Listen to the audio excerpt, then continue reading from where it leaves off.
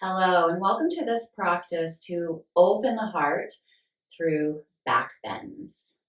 So I'll offer you an easy version of each back bend, and then at the end we'll top it off with a full wheel, which you can totally skip, and just do a bridge, a supported bridge instead to finish your practice that way. And we'll all finish in a supported bridge, and then we'll do a counter pose to complete the practice.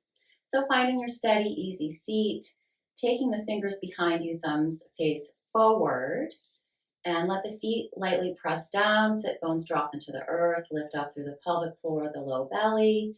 As you do all these things, you might start to feel that there's a natural back bend occurring. And take that mid-spine a little bit more forward, but keep those low ribs tucking in.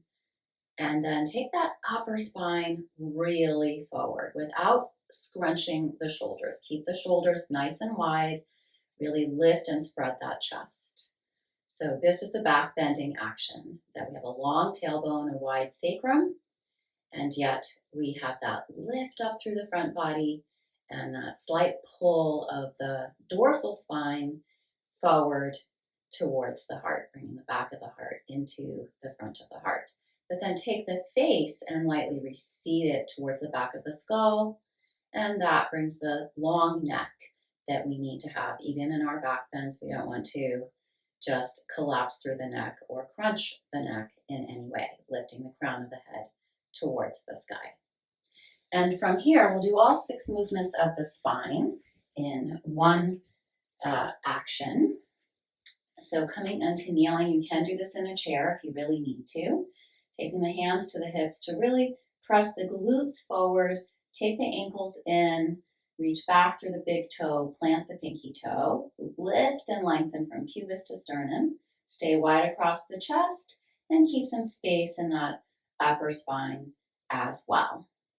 And from here, you'll bring the right arm across to the left, up and over. So there was a twist. Here's the side stretch. And then another little twist and in to the back bend. And then here's your little forward fold. So really keep that belly engaged through all these 6 movements of the spine. And we're also really opening up the shoulders here, which is also important for the back bends. And then just pause here for a moment, just reaching back, lifting up, glutes press forward, hips reach forward. And then release, and other side. Inhale, up and over, a little side stretch, and exhale as you reach back. And the gaze can slightly follow the fingertips. Don't let the head and the neck move too much. And remember that little bit of a forward fold as you go through all 6 movements on the spine, on the left and right side. And then from here, coming into tabletop position and tucking the toes under and lifting up and back into downward facing dog. And although in some ways this is a forward fold, it really opens the shoulders, really press back, open the armpits, tuck the low ribs in, navel to spine, long tailbone, buttocks dropping towards the heel. So even in the back bend, we want this forward folding action through the pelvis. In the upper back, take the upper spine in toward the heart, spread the chest, and melt it into the mat. And breathe, ocean breath throughout every asana practice. Arms alongside the ears here, that nice long back of the neck.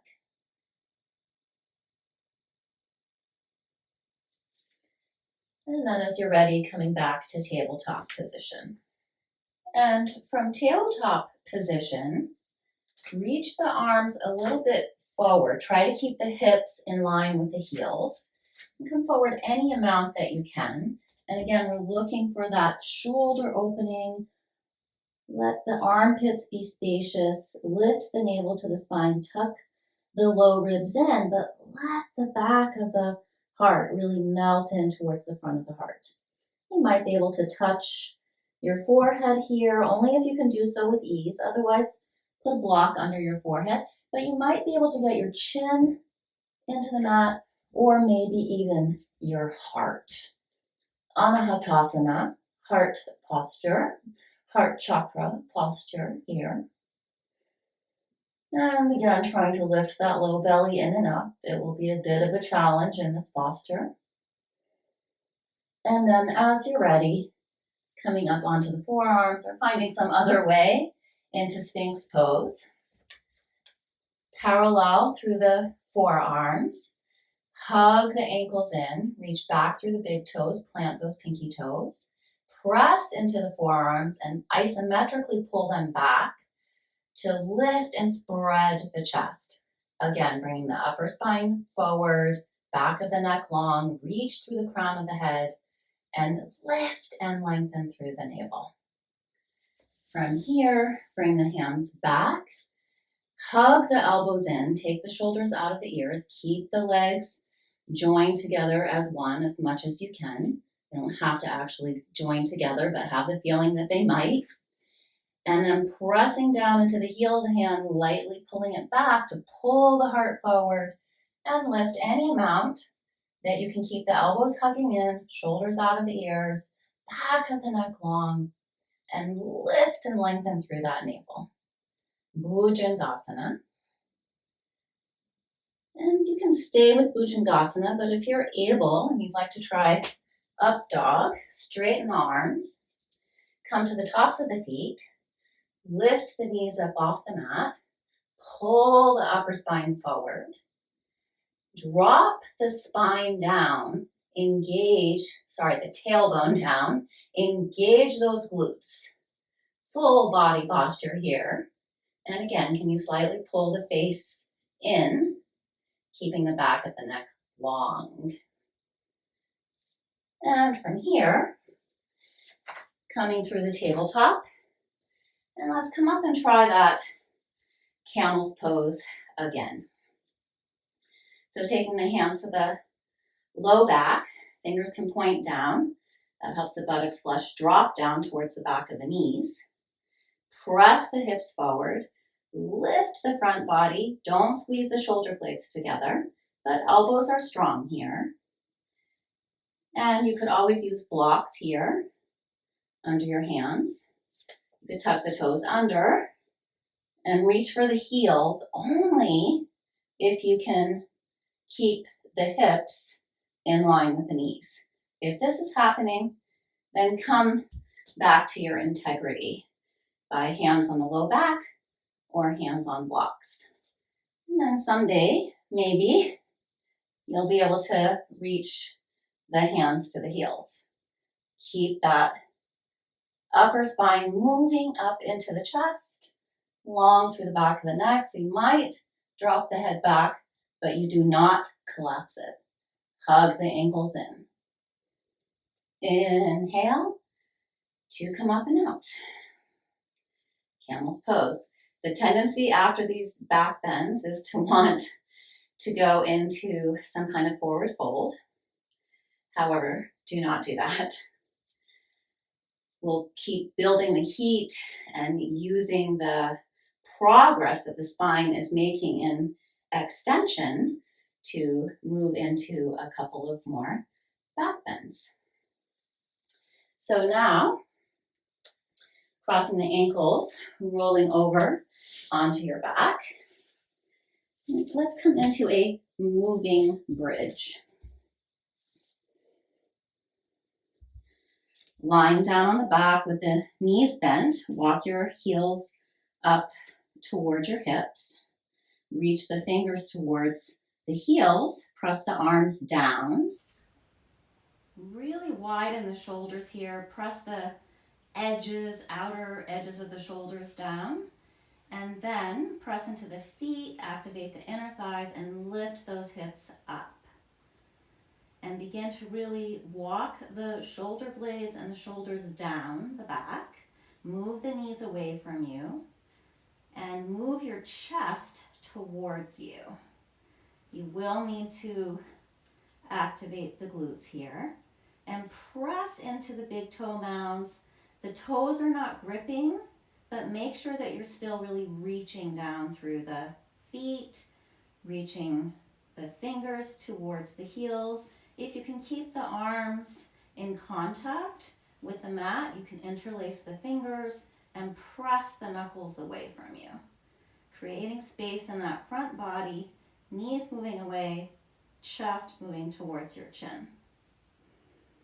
And some nice deep ocean breaths here.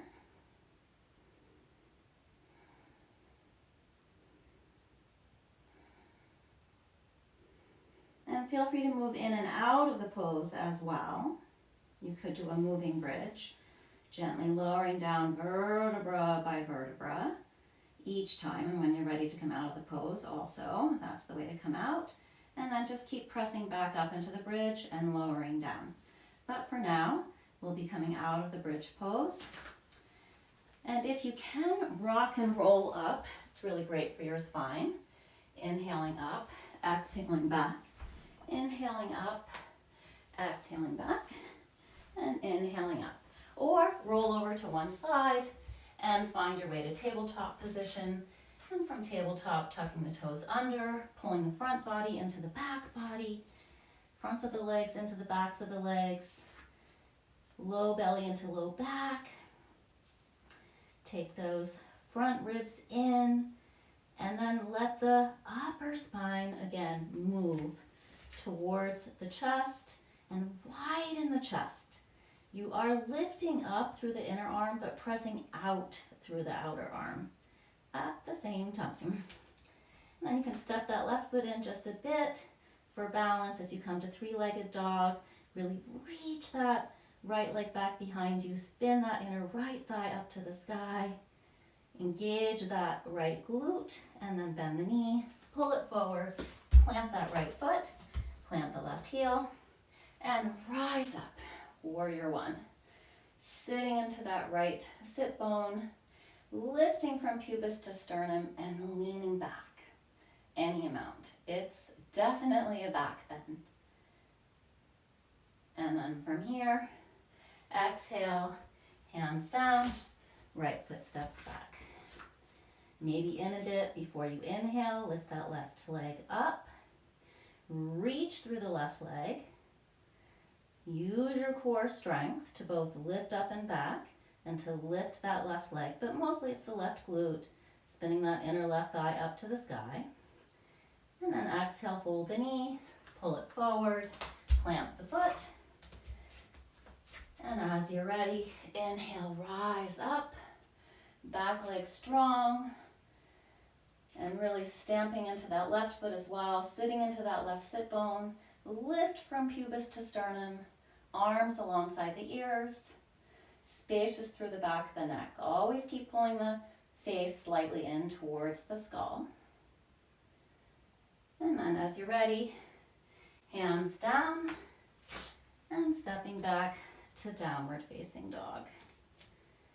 And from here, stepping up to the top of the mat. Inhale, float up halfway. Find a little back bend in the upper back, but keep that forward fold in the low belly, low back, and fold in. Empty the breath. Inhale, float up. And exhale, hands to the heart. And from here, turn to face the long edge of your mat. Take a nice wide step. And turn your right foot out, your left foot in.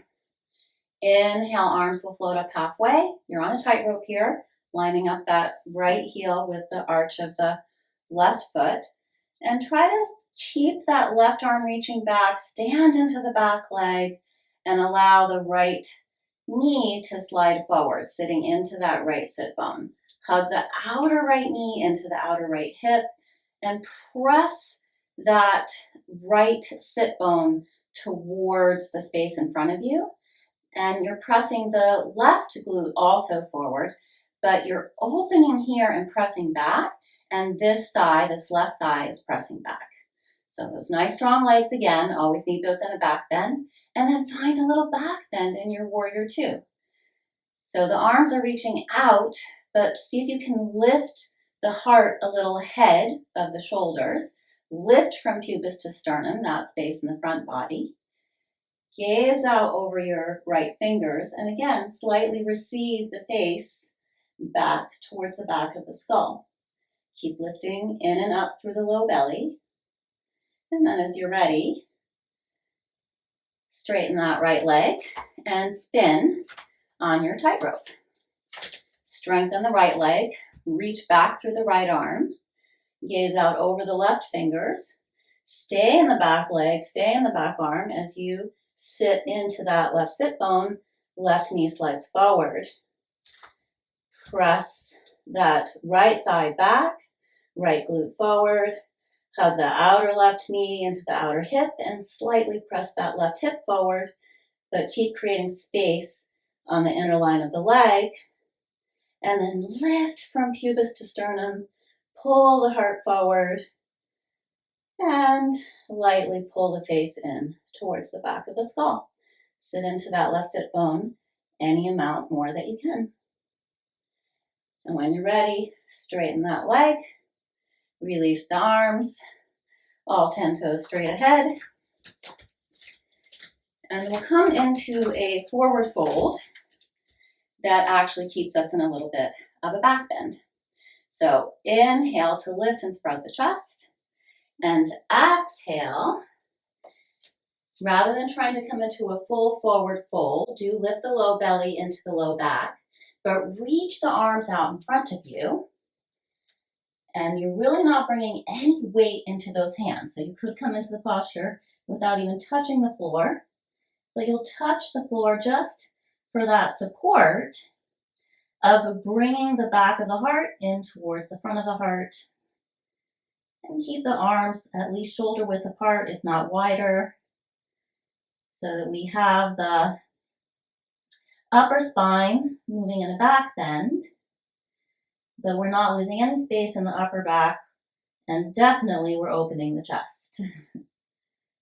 And keep taking that navel to the spine. So back bend in the upper body, strength in the abdomen. Long through the side waist, long through the back of the neck. And then as you're ready, inhale, releasing out of the posture, just coming to a half wide-legged forward fold. And from here, taking the hands towards the front of the mat, stepping the right foot back. Once again, your downward facing dog.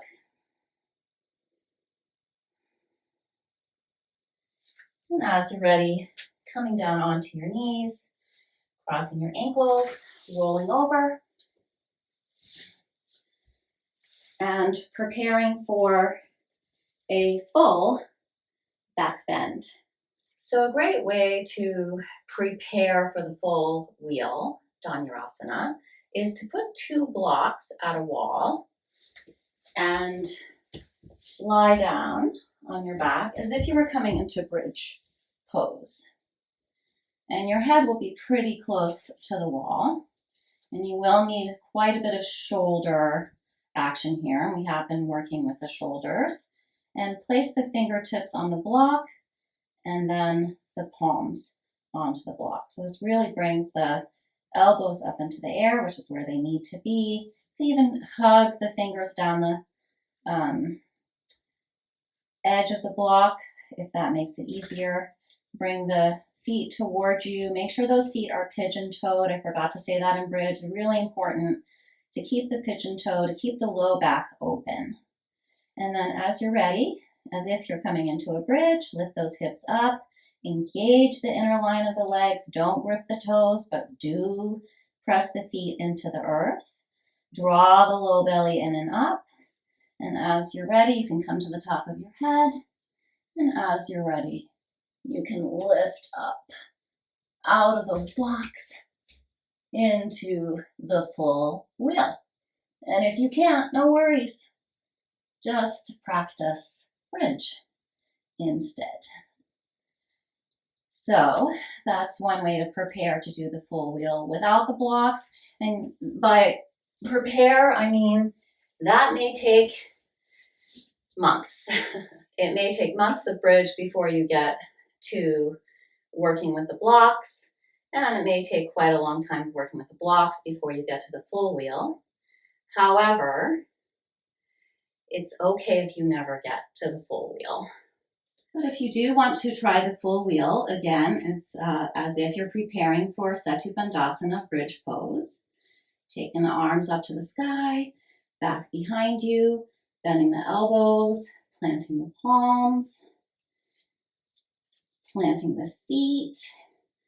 Engage the core, prepare to lift up and off the mat. Pressing into the feet, taking the buttocks towards the backs of the knees, and taking the back of the heart into the front of the heart, and trying to straighten the arms as much as you can. Strong buttocks here, strong core, strong arms, strong everything. And breathe. Your breath is always your guide. And then just like with bridge, come down slowly, vertebra by vertebra. And rest in constructive rest for a moment. Thighs and knees together, feet out, hands on the belly. And the best thing to do after back bends to bring the spine back into neutral and to help to integrate all of the opening that you experience through the extension of the spine is to twist. So bring the arms out as wide as you can, palms facing down now. So instead of all that external rotation that we've been doing, a little more internal rotation. Take the thighs and the knees apart. Inhale, press the arms down. Feel that space across the chest. Should be starting to have some more ease with that space. And exhale, press to the outer edge of the right foot, inner edge of the left foot. Take the left glute over to the right as both knees drop to the right. Inhale, pull it through center. Make sure you're not just using momentum, you're using your muscular engagement. And exhale, knees over to the left. Press to the outer edge of the left foot, inner edge of the right foot. Take that right glute over to the left. Keep the core engaged. And again, inhale. Use your feet, use your core. And come through center and exhale over to the right. Inhale through center. Exhale over to the left. And inhale through center. And this time we'll stay a little longer in that exhale, inhaling and exhaling here. You can take that right foot to rest on the outer left thigh if you like. And breathe.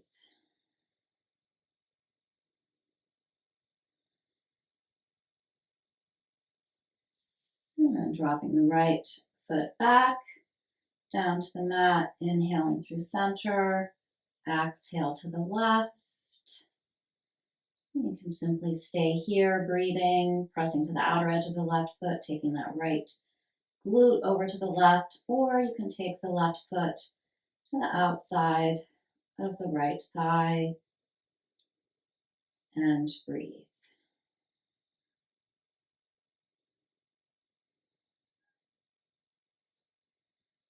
And from here, inhaling, coming back through center, and find your way into Shavasana. As always, feel free to give yourself plenty of support in Shavasana, a bolster under the knees, especially after a back bend. I would recommend a bolster under the knees.